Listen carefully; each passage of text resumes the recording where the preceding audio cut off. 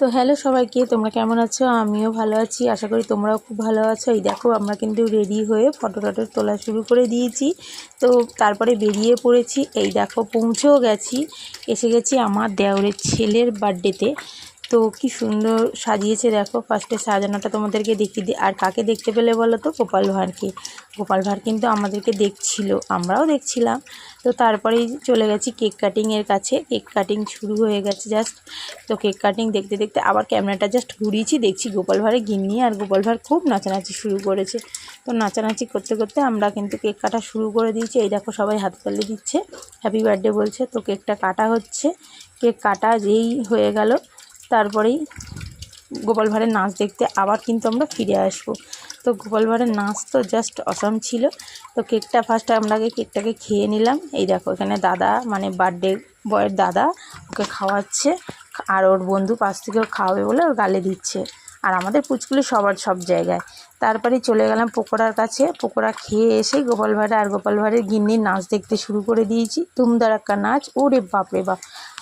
আমি বলছি বেশি নেচো না, তোমার কপাল পেটটা কিন্তু ভুঁড়িটা খুলে পড়ে যাবে। গোপাল বলছে না। তারপরে দেখো গিন্নি বলছে না না, আমার গোপালের পেট খুলবে না। দেখো দেখো কী নাচ নাচছে, দেখতে পাচ্ছ তোমরা? আই দেখো। তারপরে চলে এলো আমাদের পুচকুলি। পুচকুলি তো গোপাল ভাঁড়ের গিন্নিকে ডাকছে, ও গোপাল ভাঁড়ের গিন্নি। তারপরেই চলে গেলাম আমরা উপরে। উপরে বলতে একদম লাস্ট হলো। তো গিয়েই দেখো কি সুন্দর উপরটা। আমি কিন্তু এর আগে কখনো এর উপরটা উঠিনি, এসেছি নিচে। এর আগে দুবার আমরা এই অনুষ্ঠানে, মানে এই ভ্যালুতে গেছি অনুষ্ঠানে, কিন্তু উপরে ওঠা হয়নি। তো উপরে উঠে নিচের ভিউটা দেখছিলাম, জাস্ট অসাম লাগছে। দেখো তোমরাও দেখো, আমিও দেখি, কি দারুণ লাগছে দেখো। আর এই দেখো এইটা হচ্ছে আমাদের ঢোকার গেটের মুখটা। বেলুন দিয়ে খুব সুন্দর সাজিয়েছিল। নিচে গিয়ে আর তোমাদেরকে ভিডিও করা হয়নি। তারপরে চলে এলাম খাবার টেবিলে। রাত কিন্তু অনেক হয়ে গেছিলো। তো টেবিলে এসে দেখো আমার এক নন্দাই খেতে বসে গেছে।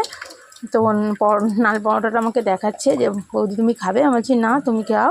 আর আমার এক দেওর তো হাঁ করে আমার দিকে তাকিয়ে আছে। তারপরে কিন্তু অনেক কষ্ট করে আমি সিট পেয়ে গেছি, খাওয়াটা শুরুও করে দিয়েছি। খেতে বসেছিলাম আমি, আমার নন্দাই, আমরা আর আমার ননদ, তিনজনে। আমরা তো খাওয়া শুরু করে দিয়েছি। আর ফিশ ফ্রাইটা তো জাস্ট অসম ছিল, খুব ভালো খাবার দাবারগুলো ছিল। তো আমি খেতে শুরু করে দিয়েছি। তারপর দেখো তোমাদেরকে একটু মেনু কার্ডটা দেখিয়ে দিই কী কী আইটেম আছে।